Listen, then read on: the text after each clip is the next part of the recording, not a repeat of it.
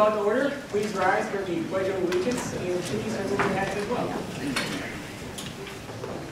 I pledge allegiance to the flag of the United States of America and to the republic for which it stands, one nation, under God, indivisible, with liberty and justice for all.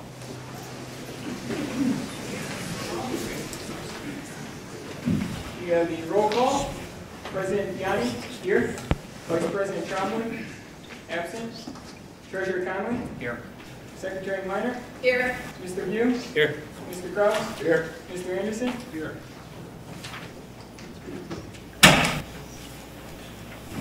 This evening there is one amendment to the agenda. It's the 2015 refund of bonds resolution. Is there a motion to amend the agenda and add for action item G, 2015 refund and bonds? So moved. Moved by Mr. View, Support. supported by Mrs. Minor. Any discussion? All those in favor, please say aye. Aye. All those opposed? Motion carries 6-0. Is there a motion to approve the agenda as amended? So moved. Moved by Mr. View, Support. supported by Mr. Conley. Any discussion? All those in favor, please say aye. Aye. All those opposed? Motion carries 6-0. This evening we have Shining Star presentation for our fall 2014-2015 student athletes. Mr. Thompson.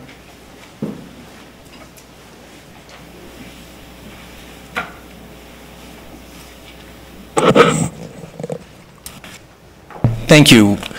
We've had a busy past few days in Brighton athletics, getting snow off of a football field for about 48 hours and then hosting 2 state semi-final football games, as well as Catholic Central in our home hockey opener on Saturday. And certainly a great way to showcase our community and our schools, and appreciate everybody's help, including Dr. Gray, who's out there on a snow brush and plow, as well as Mr. Moreno, who's out there helping me on a plow as well, and running a hockey game Saturday night for me. You don't see many superintendents who will do that. But as we put fall sports officially to bed with hosting those events and our girls swim and dive team competing at the state finals, we also kick-started the winter season as well. But tonight we're here to showcase some of our stellar student athletes who competed and represented us in the fall. And actually tonight is an all-girls night, so which is a good thing as well too. So we're going to start with our girls cross-country team. Members who are present, if you would please come on up.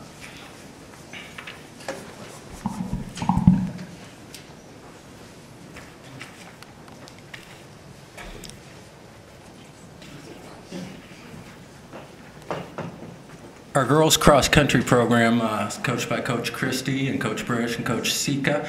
And we've had a request from one of our board members this evening, so I'm sure our student athletes will help me with that request. As I call your name, they'd like you to put your hand up so they can kind of put the name with a face a little bit, okay? But our girls cross-country program, again, another outstanding season. They finished 9th in the state of Michigan. They were the KLA West Division and also the KLA Lakes Conference champions. So just an outstanding run, no pun intended, by our girls cross-country program. That was corny, I get it. But let's go ahead and introduce them. Olivia Chandler, Andrea Crow, Jordan Davis, Sam Fusick, Kirsten McGann, Lauren Perrell, Alexis Reynolds, Miranda Reynolds, Jenna Sika, Isabella Van Buren, and Cynthia Wynn. Ladies, thanks for doing such a great job out there representing us in cross country. And if you turn to your left, our board members would love to shake your hand and meet you and present you a certificate.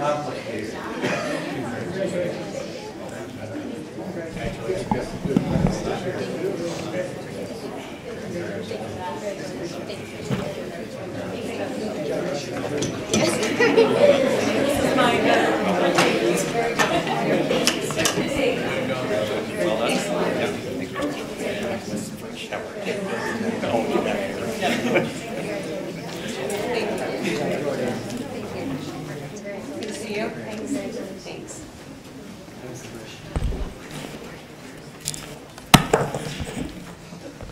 Next up, we have a girls golfer that qualified for the state finals. And our girls golf program as well were the KLA West Division champions. So they had a very fine season as well. But representing us at the state tournament was Miss Jenica Long. Jenica couldn't be here this evening, but I will make sure that she gets her Shining Star Award. And we will move on to girls swim and dive. So if our girls swim and dive members that are with us this evening could come on up.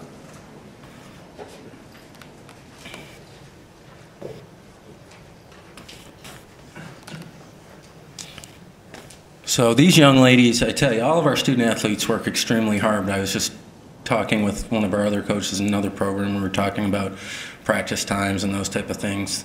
These young ladies are up early in the morning practicing before school starts.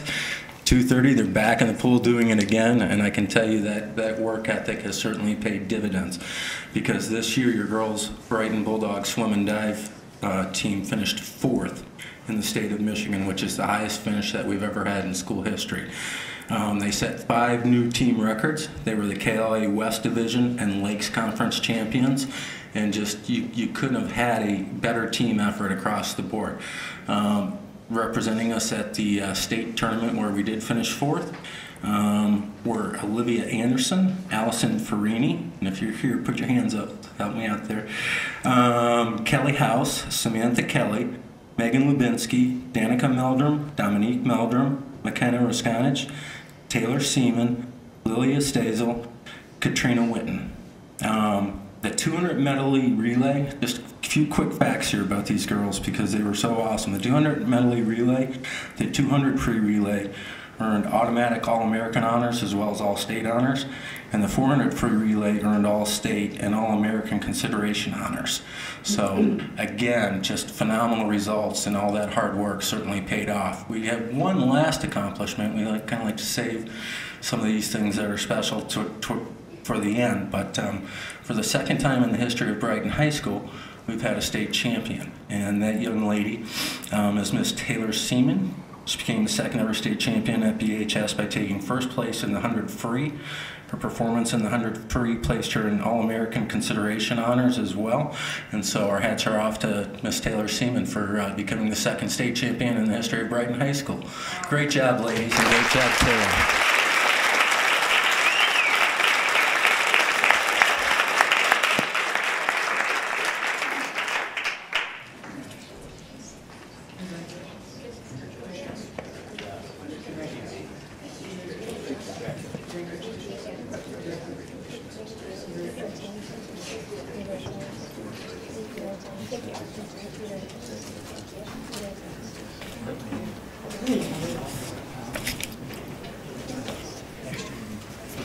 Just a couple quick closing comments about fall athletics at Brighton and Brighton athletics as a whole.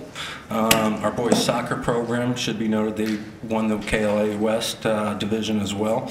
And most importantly, 76% of our student athletes that competed in the fall were scholar athletes earning a 3.0 GPA or above, which is just outstanding. Not only do they get it done on the fields of play, but first and foremost, they get it done in the classroom. The other great thing that I take pride in is we had 0 disqualifications from any events. So, you know, not only do we go out there and compete hard, but we compete with class and sportsmanship, and I think we represent Brighton very well. The board also, I put at your place this evening, one other thing. This is a document that came my way this fall that I thought I'd share with you. It's something a little different than just our shining stars. But you'll find 2 pages. First page is the enrollment status of all 24 schools in the KLAA. We are the 6th largest high school in the KLAA. The next page is a tally since the KLAA began back in 2008 of division, conference, and association championships. So your 6th largest school in the KLAA, if you look to the very far left column, you will see that they have brought home 95 championships, which leads the league. And I think that's, you know, just a very encouraging thing to know that it's not always about being the biggest that makes you the best. It's the little things, it's the intangibles, it's the work ethics. And I can certainly tell you on behalf of our student athletes and their families, it's the support that we get from our Board of Education, our faculty and staff, and certainly our business community as a whole. Brighton Athletics truly is about Brighton and encompasses everybody. And so on behalf of our student athletes and families, thank you to all concerned. And we look forward to hopefully representing with continuing success in class. Thank you.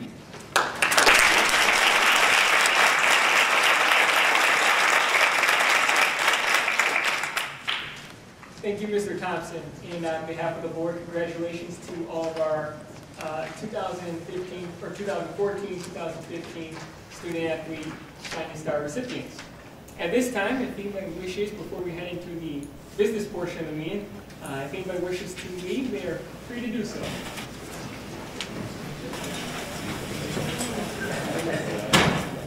At this time, we have the call to the public. If anybody wishes to speak, please step up to the microphone. You will be allotted 3 minutes, and please state your name. It appears that nobody wishes to speak. The first call to the public is closed, and we have board reports. Are there any board reports this evening? Mrs. Minor? Yeah. I'm the board representative on the Health Advisory Committee, and I also attend the Early Childhood Committee meetings.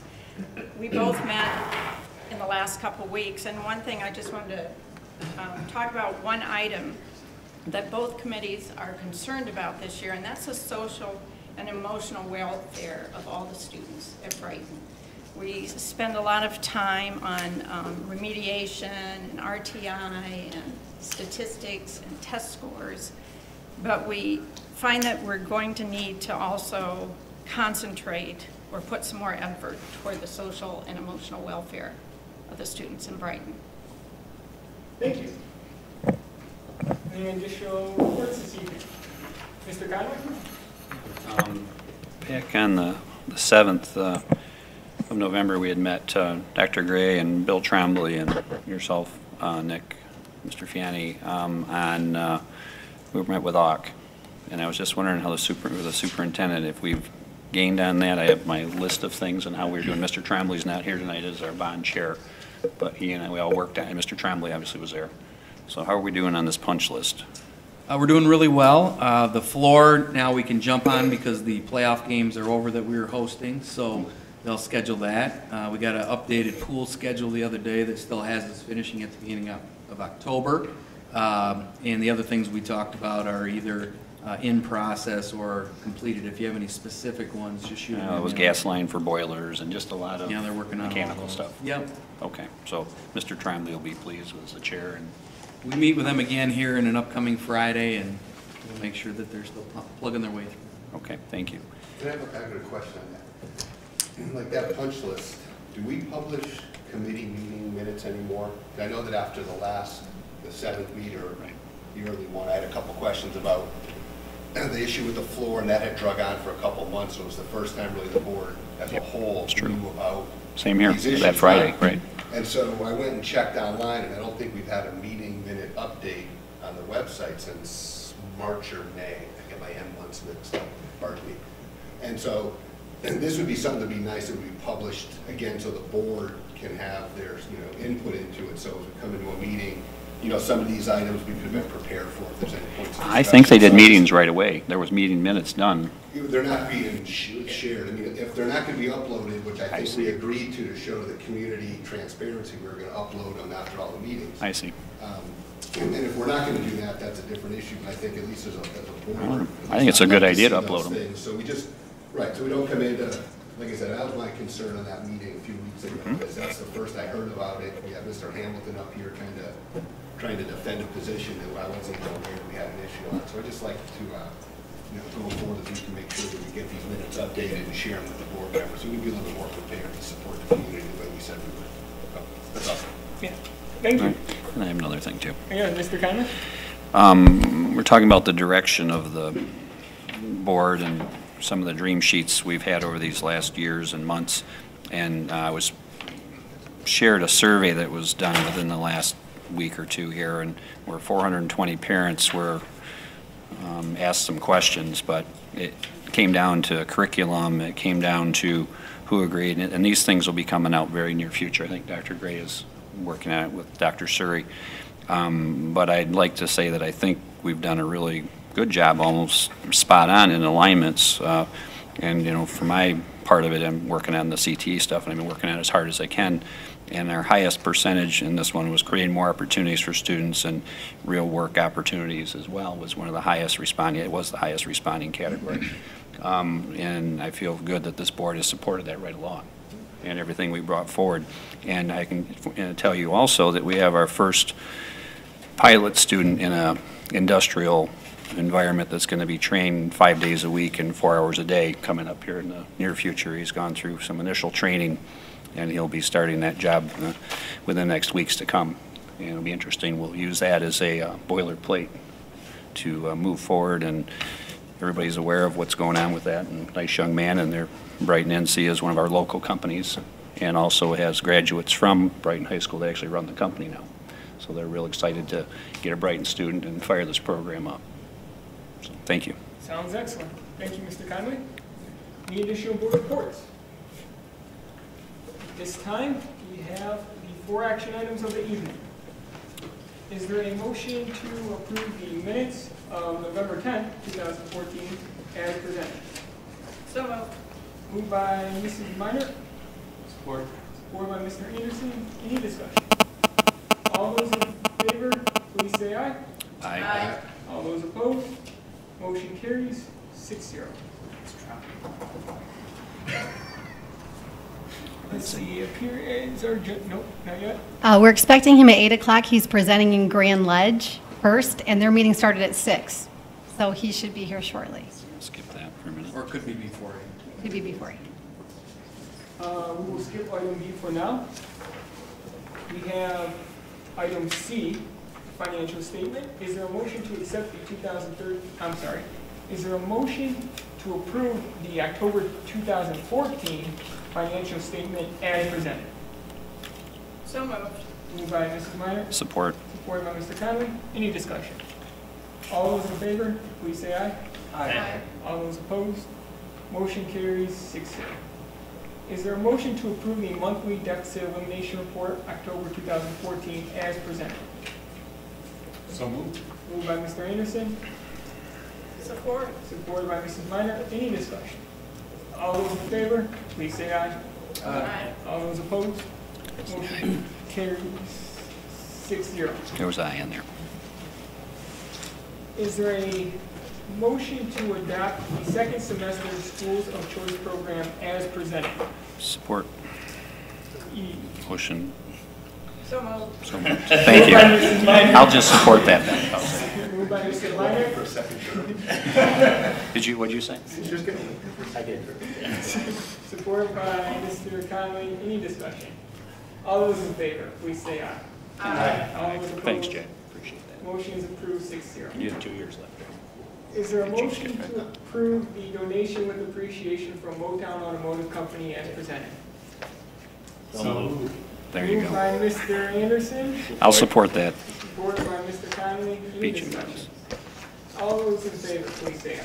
Aye. All opposed, motion carries 6-0.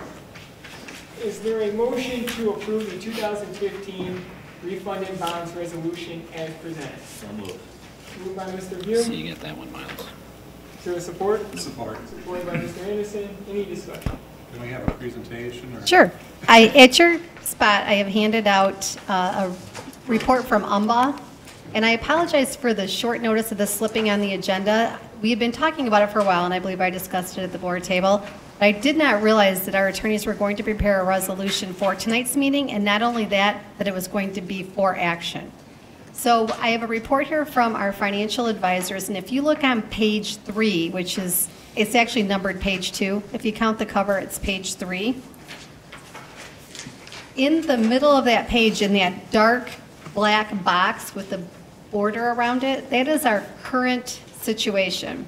So we can only refinance a bond once every 10 years. So these are 1995 bonds that were refunded in 2005.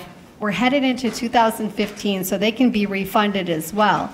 But we only have a very small balance remaining on this issue because 20 years is about the life of a bond.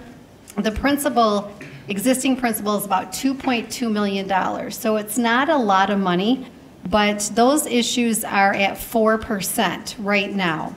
So the market's a little better. We believe we can do a little better in the market than 4% if we were to go out for a refunding. So if you turn the page to the page that's numbered 3, and we structure our debt issue in this way, we think we can get 2.15% in the market. So a small downtick in our interest rate.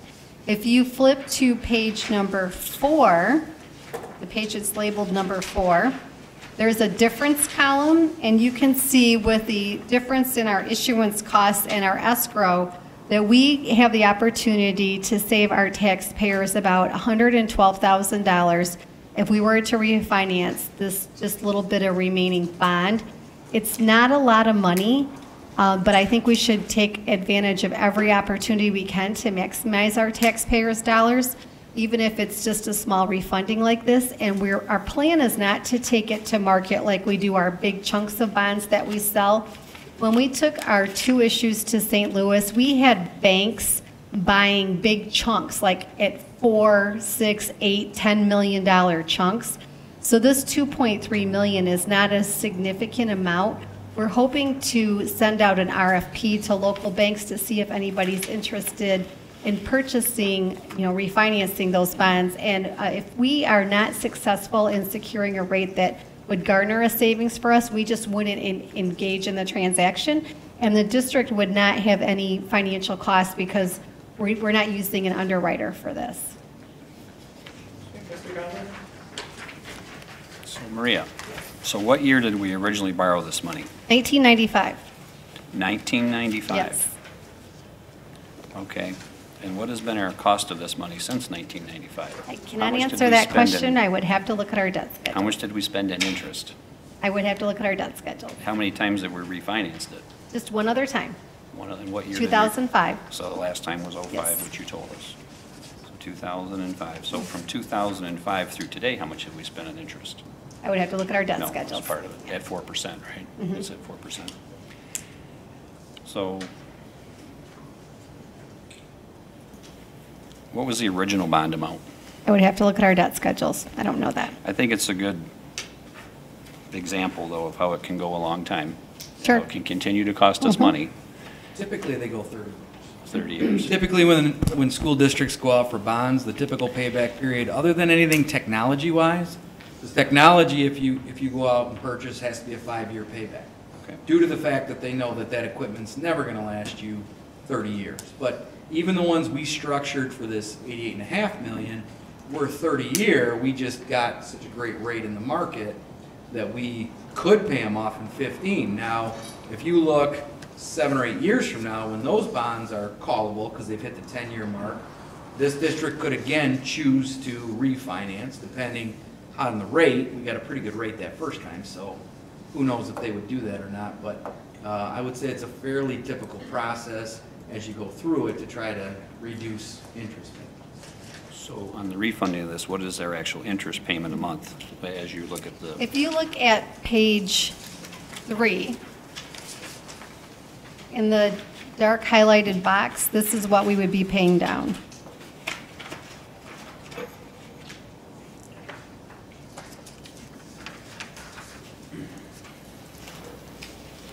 Well, on our current 88 million, we're paying just under, what, 400,000 a month? 3 something. Mm-hmm. 3 something, maybe 350. We'll split the middle there, so. Yeah, So about pretty close. 350 per month. So this is an annual ticket here on this interest amount, correct? So, When you have a small balance, I mean, $2 million sounds like a lot of money, but it really isn't. When you have a small balance and you go from 4% to 2.15, it's already such a low rate, there's not a lot of wiggle room, but we see some opportunity here. I see a savings potential, but again, it goes back to the monthly interest is still potentially could be invested back in the district if it was paid for. So if we had a ton of cash. Well, remember, these are debt revenues. Yeah. So we can't take our general operating fund and pay off pay. our debt with it, right? At any time you can. You Yep. have to bond it out to the end. Right, Correct. exactly. that's why restructuring it always makes the most sense, because as you go along, if you have opportunities in the market, you're trying to chunk down that interest, because obviously interest is a big cost in any bond. But no, let's say you had $30 million of fund equity, you can't use that money to pay it off. Okay. So the soonest this bond could disappear is, what's the soonest this could be paid for? 2018. 3 years. Okay. I was going to say, if I remember right, in 2005, when we refinanced, I think we were able to take down the bond millage rate by about $500,000 or somewhere around there by simply going out to market and refinancing. Well, So- it looks like you also shorten your payment schedule by about 5 years. But remember this, 1995, this is old, like, history here, so we would have to do some research. I'm good with that. But, so again, we can do that again, though, potentially lower the For sure. taxpayers. And remember, the 88.5 that we just passed, if we get that 15-year payoff, Right, you'll already have paid off the energy bonds as well, which are callable at 2020. right. And this one will be gone as well. You could theoretically, if the district did nothing 15 years from now, see a drop from the 7.19 mils down in the 2 mil range. Mhm. So you could see theoretically sunsetting 5 to 6 mils off of that in 15 years. All right, thank you. Any additional questions? All those in favor, please say aye. Aye. All those opposed? Motion carries 6-0. Let's see, at this time we have for future action, the first reading of our Neola policies. At the next board meeting, we will be requested to approve a number of revisions to our current board policies: the school administrative evaluation, professional staff evaluation, student fundraising, education and technology, acceptable use and safety, receipt of legal documents, and student records. Those will be up for action at the December 8th board meeting. And for information, Dr. Suri is absent this evening. Has she sent any notes? Okay, we'll head into finance. Dr. Gistinger? Were we going to have any questions on the policies? Are there any questions? Well, do you want me to give you I a nutshell anticipate- I version? anticipate the board members already discussed it, but if there's any questions. We have time. So, I was just looking at the fundraising Yes. food. Let me jump real quick. You're going to see this is just the first third of all the policies that I went through with Dr. Halleck a week or so ago. And so you're going to see a lot of policies come across the desk here in the next couple of months that are related to the new food requirements. And our policies have to now align with those food requirements. This is one of those.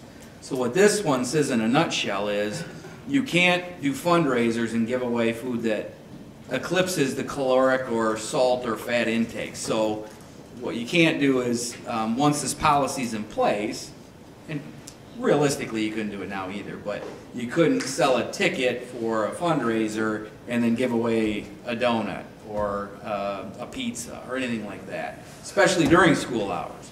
After school hours, some of these relax. That'll be in policies that you see as we come down the road, but in a nutshell, that's what this one is. So I can think of, like, I was at Maltby. Classroom. See, Trombley's trying to get in on the conversation. I remember Maltby had like a winning classroom that won donuts. Yeah, those days will be gone. Those days will be gone. Unfortunately, our more liberal federal government is being more proactive in terms of our nutritional diet. So popcorn days? It would depend on the popcorn. So we talked about this at our PAC meeting the other day, which are all our PTO representatives. And we had a little bit of a discussion about how, if you just buy the packets, because the one group that you pop popcorn with now, you get a packet, and it has the seeds on one side and the butter and oil on the other side. You clip both of them, pour them into the pan, and the popper pops them. Those would not qualify. If we want to look at other alternatives, those might. We're working Bring out with the those. air popper? Yeah, well, I want to go back to the ones on the stove. Jiffy Pop. Those are good. But if you want to look at pizza too, the pizza has to fit the caloric intake like the ones we have at the high school. Now we're also working with Little Caesars on a multi-grain type pizza. But they're difficult. Vending machines fall under this. Theoretically, school snacks, team snacks would fall under this. Now, is there a food police out there?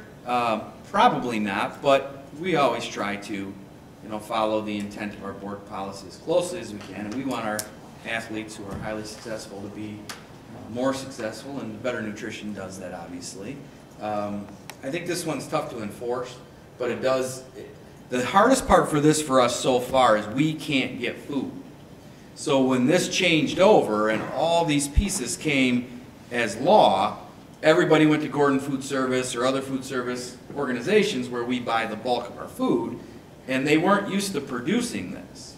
So we've really struggled with getting enough food, and everybody in the state, probably the nation, has really struggled with getting enough food because the type of food we now serve wasn't being produced on that level of mass.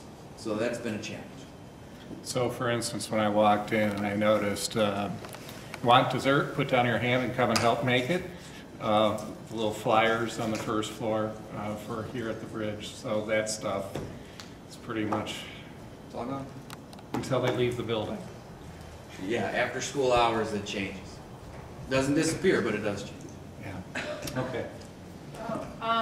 So you're talking about like if we have like fundraisers at the school or whatever, like I don't know, during Pink Week with the puppy chow, and it was like donation, but here's a ribbon, and then you can't say like as a free gift, No. here's your puppy chow. That would not follow the idea of board policy. It wouldn't follow state and federal law either, but it would kind of be outside of the idea of our board policy. So. You mean if that happened hypothetically? I mean, right. But we don't have it in place yet. If so. we did that, which we don't, so. Yes, it does happen.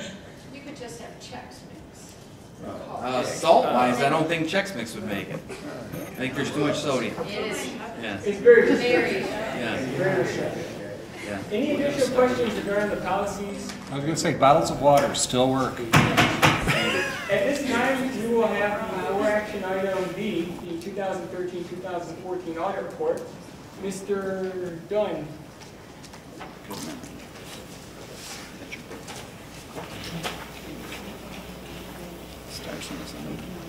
Initially, is there a motion to accept the 2013-2014 audit report as presented? So moved. Moved by Mr. Anderson. Support. Supported by Mrs. Minor. Mr. Dunn. Appreciate the opportunity to be here tonight, and actually I appreciate the opportunity to be able to present and report on what I'm about to report on.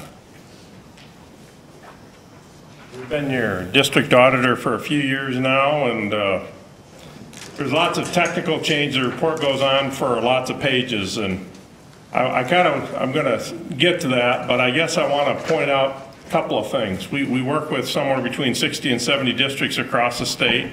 It's no secret Brighton Public Schools has been a deficit district as far as it goes in the general fund. As far as single largest significant change of any district that we work with towards accomplishing your goal, not where you eventually want to be, but accomplishing your goal, we haven't worked with a district in the state close to Brighton. You started with a deficit of over $8 million. You've reduced that by over $4 million this year, in 1 year. Or $500 per student if you want to put it on a per student basis. I was at the meeting with the Department of Education several years ago when you outlined your deficit reduction plan. And that was not a plan that was easily adopted. Some of the board members were there, and they probably remember that meeting. They asked you, district, to think outside the box and do something creative to get out of that. And near as I can tell, this is the only district that has done something creative successfully and is on their way to getting out of that. That being said, being the auditor, you're not where you need to be yet, okay? but you're on plan to get there, and then once you're there, we do want you to eventually have a workable fund balance. So if I'm going to leave tonight, I want to leave tonight with that message tonight. You've got a lot of other things that you've done very positive in this community. I know it's been very, very difficult. When we look at our entire client base, this is one of our high-risk districts that we work with because of the publicity. You're a deficit district. There's a lot of things going on. This district has done a lot of things very, very well in this report, so now I'll get into some of the boring details. Because after what I've said, everything else will get lost, so I wanted to make sure that was mentioned early on. Financial statements. We do express an opinion on your financial statements. That opinion states your financial statements presents fairly in accordance with generally accepted accounting principles for the year ended June 30th of 2014. You do have a management discussion and analysis that considers both government-wide and fund-level financial statements, and on page 10, you do have a statement of net position and changes in net position. This is at the district-wide level, so this would be similar to for-profit accounting. Large numbers. It's got all your brick and mortar on there. It's got all your long-term debt. A couple things I'd like to have you move forward if you could. District was successful in issuing additional bonded debt this year.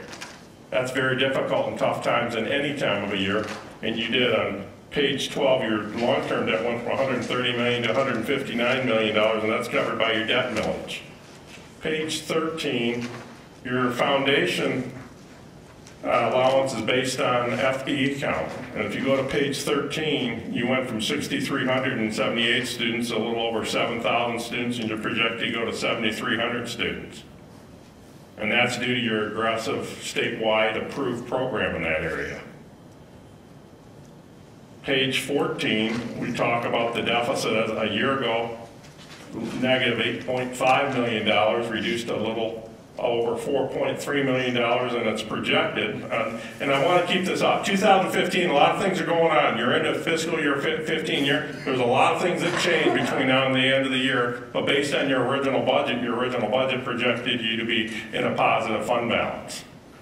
You're not where you want to be, but a lot of things on where you need to go. If I could spend a minute on page 18 and 19. This page, I normally spend a lot of time talking about fund balance. Well, I guess then we can skip over to the next page, right? Because there's not much to talk about there in the general fund. But you do have some real numbers outside of the general fund. You've got your 2012 capital projects fund and 2013 capital projects fund with ending fund balances in excess of $43 million. Now, all those funds are audited in accordance with state compliance law, section 1351A for compliance, meaning from a standpoint, are they spent in accordance in procurement, are they bid, those types of things. On page 21 this past year, you spent a little over $25 million on capital outlay. Most of that came out of all of that, except for the non-major fund, came out of the capital projects fund. You have another $11 million in the 12 fund, another $33 million in the 2013 capital projects fund. You continue to do things quite well, but you have to continue to borrow for cash flow purposes. Some of that is because of the funding deficit situation. Some of that is the way things work in the state of Michigan. The state of Michigan requires districts to run your fiscal year on a June year end, but they don't pay you over that. So you've got July and August state aid, plus with the deficit, that's required stress on cash flow. And on page 37, at the end of the year, you borrow at $11.7 million outstanding, and you're going to borrow $11.8 million for fiscal year 14-15 for cash flow purposes. As I said before, on note 6 on long-term debt, we talked a little bit about you did issue new debt this year successfully. If we could go to page 42, the pension footnote, that's gotten a lot of publicity this past year, particularly during the election season. The question was, my wife asked me numerous times, did districts did they or did they not get an extra $1 billion? You'd think that would be a question you could answer. Well, I'll answer it a little bit in regards to page 44 with Brighton schools. Back in 12, you had to pay $6.7 million to the pension fund. And keep in mind, for the people in the community, the way the state of Michigan public school retirement system works, local school districts are required to make the payments. They don't sit on the board, they don't make the rules, they don't define the benefits, they don't set the terms. They just are told this is how much you have to pay. And the district is required to pay that, and you do make your timely payments. So I want to make that clear. It's a statewide system. It's not the district board here that sets those terms. This past year, you spent $8.7 million on pension contributions. As a percentage of the general fund, that's about 17% of every dollar that was spent in the general fund, it went to pension. If you look on page 44, the first paragraph, we talk about $1.4 million. That's part of this whole debate that went on this past year on all the commercials. Brighton schools did receive an additional $1.4 million of state aid. You did have to turn right around and pay directly to the Office of Retirement Services that exact amount of $1.4 million. And I just want to clarify, you did receive it, and the reason you paid it to the ORS wasn't your choice. That was a state mandate. The money came in, the money went out from that standpoint. A year ago, it was about $500,000. On a statewide basis, state pension system is not in good situation. We talked about this last year. If you look on page 45, for a basic MIP member, which is one of the more common options, you can see there's a variety of options on that chart. 24.79% of every dollar of payroll goes into the pension contribution. Think about that. For those of you that work in the for-profit business, if normally you're thinking about a 3% safe harbor in your 401k. This is almost 25%. It's going to be higher this year. Of that 24.79%, if you look at the second to the bottom number, there's a pension UAL number, 14.08%. That stands for unfunded actuarial liability. So in addition, so of that 24.79%, the state said we need to fund because our liabilities exceed our assets. As of September 12th, in excess of $25 billion. And if you want to put that on a local student basis, it's roughly $14,000 per student. So you can do the math, that's a big number. A year from now, June of 15, actually this fiscal year, but next year's audit report, at the government-wide level, you're going to be required to record that liability. It will not affect your general fund, it will not affect your operating funds, it will not affect your bond ratings, but that liability will be recorded next year. It'll be in excess, well in excess of $50 million.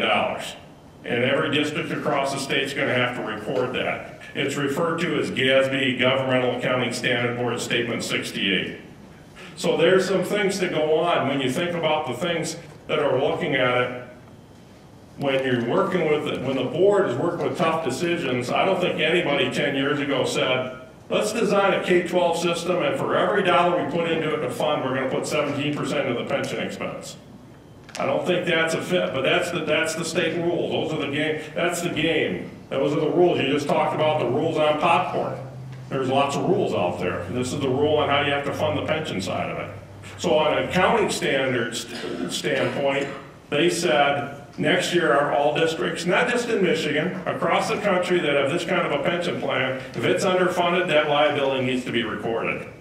Because they believe if at the local district level, if every government reports that underfunding, they think maybe, oh, wow, that's a real number. $14,000 per student, that's basically 2 years of foundation allowance.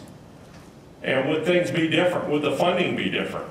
Had the pension plan been fully funded for this fiscal year, you probably would have been able, think about all the money, the extra money you would have had, that 1.4 million, the 14%, you'd have had some other options. Maybe you'd be out of a deficit by now, but that's not where you're at right now. You are at a deficit, note 11, we have to disclose that. Note 12, page 48, we talk about the government accounting standards accounting change. The profession says that if there's going to be a new accounting rule come down for next year and it's significant, you better let the reader know about that. And that's the purpose of that note. Page 50. Your final budget said you're going to be in excess of $4 million. Revenues were going to exceed expenditures and outgoing transfers by $4 million. In actuality, you were exceeded by $4 million. You had a variance of about $100,000. Think about this, 1%. You know, when you do report cards, 99%, most of you'd love to get that, right? Once I guess I got that on a spelling test in 5th grade. 99% is an A+, right? 1%. You're 0.2% on your budget, bottom line number. So you're budgeting, you know where you're going. And it's hard budgeting, especially this past year. You were not doing something that every district across the state had been doing. You were out there aggressively looking at things to increase your student enrollment. Those are complex issues. So you came out where you needed to be. You do have some federal funding, and I'm not going to spend too much time on it other than to say, these federal rules sometimes on school lunch can drive administration crazy, can't they? And there's not just that, there's Title I, there's those types of things, but for your district, that's not where the answer is going to come from. You have about $1 million of federal money. I mean, there's some free lunch and school lunch money, but that's not the numbers. But you did comply with those things. You did what you needed to do. So in summary, as far as the report goes, the financial statements, we issued an unmodified opinion. That's good. On your federal compliance programs, there were no findings. At the statewide compliance issues, we had one repeat issue. And that's you're not in compliance with the state budgeting law yet. You have a deficit. That's not news. But if you, and we did say you made progress in the report. So, but from our standpoint, they just say, are you or not in significant non-compliance? So that's what we report on. For next year, continue down the path that you're going. You're not where you need to be. For the people, once you get out of deficit, we really would like, if people ask us for a benchmark, we'd love to see districts with a 10% or around $1,000 per student fund balance. We think that gives districts some flexibility. But you worked very hard to get where you are today. Don't stop now. You're on the right path. The board is taking the hard actions on very difficult issues. The administration, you're now on the radar screen for something other than being a deficit across the state. People across the state know what Brighton area schools did and will do. We were talking to one of the top vendors. There's a company out there called Munetrics. And they do all these ratios and to look at districts that are in tough times. And the gentleman from there said, "Wow, yeah." We were talking. He said, "Man, do you know anything about Brighton?" I said, "Well, yeah, well, a little bit. What? Man, we're hearing they're moving it off the charts." Well, I said I can't talk about that until it's public Monday night, but yeah, I know something about that. So people know about those things. So from where I was when I came here, I can't remember, 5 or 6 years ago, to where you are today. You're on the track. Don't get off the track. Don't let them get off the track. It's easy to get off the track. Finish it. You're on your way. Go the full 4 quarters and finish what you've started. And get to a point where you're going to have a balanced budget, more than a balanced budget. You're going to have fund balance. And you're going to use that because the methodology that you're using now, other districts are starting to say, wow, I have to believe there's quite a few superintendents, Greg, that have said to their staff, how come we didn't do what Brighton did? I'm sure that questions have been asked. And so the competition there will get tougher. And you know that, you're probably already seeing that. But you've got something that they don't. You know how to do it because you can tell them you have done it. You're not talking hypothetics. You're talking you've actually done it. So those are my comments tonight. A little different board presentation than I've done in the past few years, but we had some pretty different changes this year. With that, I'll be happy to answer any questions board members have. And on behalf of our firm, we appreciate the opportunity to be of service to the district. Thank you very much. Thank you. Are there any questions? Just a comment. I'd like to thank you for the delivery. It was very enlightening, something I think we all knew. And this board, I know, has worked hard with Dr. Gray and Dr. Gissinger. And Dr. Suri, and your delivery, help tell it to the public and to the board. We appreciate it. I'm like the bank teller. I just tell you how much is in the account. I can't make up the story. You folks did do the number approach, and I'm just here to put it in perspective that's understandable. Any additional questions? Now, it's or as you mentioned before, you indicated 10% on equity. Yeah. Is a good number. I've heard, though, that that number has unofficially been bumping up a little bit in recent years, given the fluctuations in terms of student funding, per pupil funding, pension liabilities. Is it safe to say that that industry has indicated perhaps even closer to 13, 14%. I'd even go farther. MSBO has a white paper out at 15%. Okay. So if you were to go to Michigan School Business Officials and look at their white paper, they'd say 15%. We're at this point in time and we wouldn't disagree with that. We just understand until, your foundation allowance, there's a chart on there, I think, too. I was at a board meeting earlier, so I can recite theirs, and yours probably isn't that much different, but basically you can go back to 2008 or 2009, and the foundation allowance there was higher in 08 and 09 than it was in 14.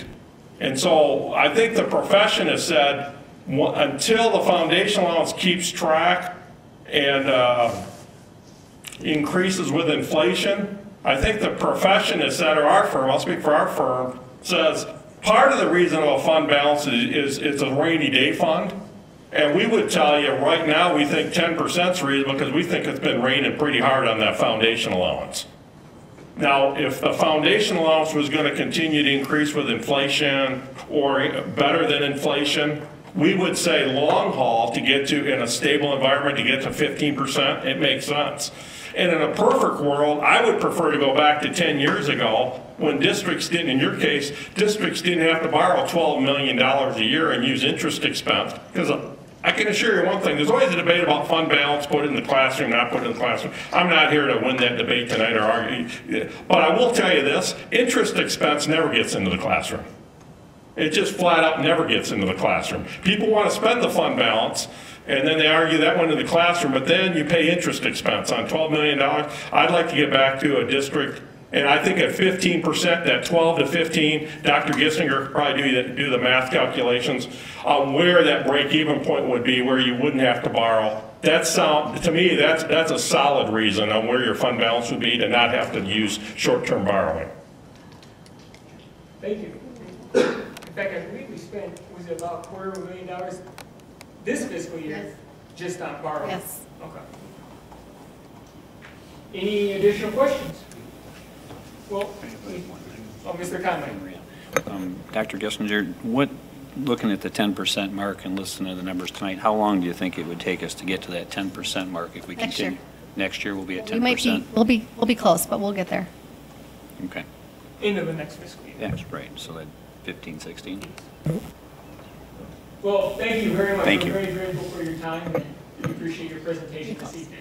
Thank you for what you did. Any additional comments or questions at this time? All those in favor, please say aye. Aye. All those opposed? Motion carries 6-0. And Dr. Gray, Superintendent Human Resources. Just a couple of quick things. I'm glad the teams were here tonight. This weekend was very busy. The town was just a buzz, and our school system was definitely a buzz. On Saturday alone, Friday night we had the dodgeball tournament, which was well attended. That was great. But Saturday we had the 2 playoff games. We had a hockey game against CC. We had 2 plays, the Holiday Glow downtown, and a basketball tournament, all during the day. And, it was kind of a prideful day, though, because the state now is coming to us to host everything. And I kind of talked about this a little bit in the Friday letter, but 4 years ago when we qualified for the playoffs and we're actually going to host our own playoff game, we were about an hour from moving it to a different facility because our field had to pass the test on whether it's going to be safe or not. So I know Clarkston, which is a great school system, and East Kentwood, which is a great school system, were awestruck by our facilities, and we've actually spent less than East Kentwood did on their facility, and they didn't feel it was, they felt it was nicer than the one that they'd even put in. And the ability to host these events, I think, is great for our community as well. At the Clarkston game alone, I bet we had 4,000 people, which hopefully on the way out filled up with gas and ate at restaurants and stopped for the Holiday Glow. And then the Almont Lansing Catholic Central game, probably 2,000 people. We get a small portion of the gate, but for us it's more marketing. And I talk to the coaches quite a bit and all the people, and we need more and more people, I think, to be a part of our community, move in. And we've been working very hard at that. Our School of Choice window is about to open. It's limited, but we can take as many as we choose to. We just have to take one based on that, and we'll do it appropriately. But it was a good weekend. You know, we didn't beat CC in hockey, but we had 2 guys out. And we played really well. It was a clean game, 2 great teams that competed. I was really proud of that event, and then the rest of it. I think the crew that helped clear the field did a really nice job. We spent an awful lot of time because you got to be real careful with. That's a big investment, but I'm glad it happened for us, and we look forward to doing it in the future. Thank you, Dr. Gray. At this time, we have our student representative report. Hello. Okay, so I think I have it all written down, but I might be missing stuff. So we had donkey basketball since last time we had a meeting. It was very funny. We did have a little casualty. One of my friends broke her arm, but it's okay. It was all right.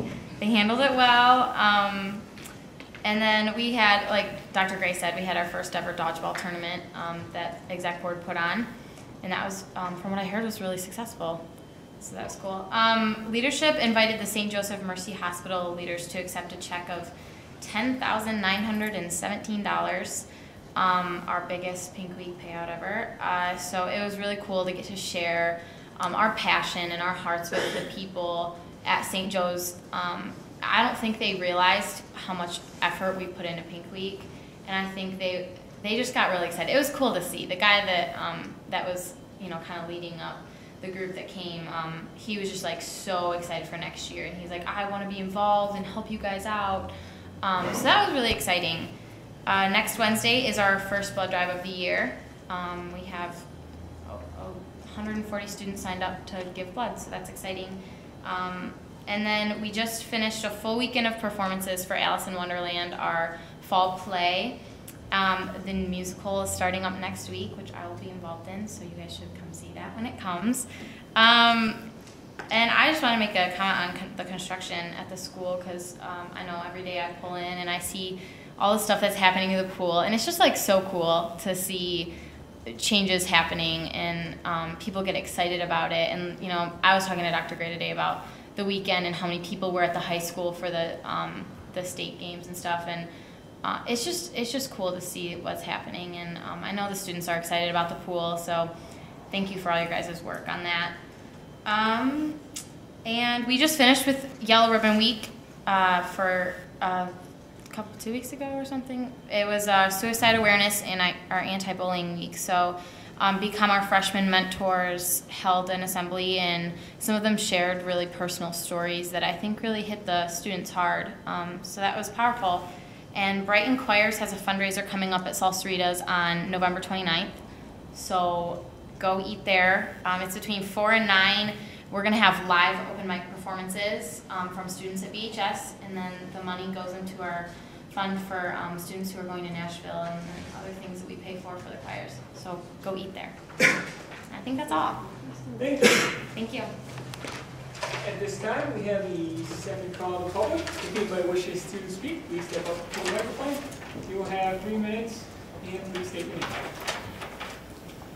And if Nick, nobody wishes to speak, can I jump in real quick? Yes. I think this is Bethany's last meeting because we only have one more. So I just wanted to personally thank you for your time on the board and getting to know you as a kid. You're one of my favorite kids in the building, and I just appreciate all that you've done. I think you've done a wonderful job in the leadership class, and I look forward to seeing you in the musical. I almost called it a play, and I know you'd have been mad at me, but in the musical, and I think you have an incredibly bright future, and I appreciate you being part of the school system. Thank you. I totally forgot that it is my last meeting, so thank you so much for letting me sit on with you guys. It was fun. It's a great experience. So thank you for giving students the opportunity to do this. I think it's very important. So thank you. Thank you for joining us.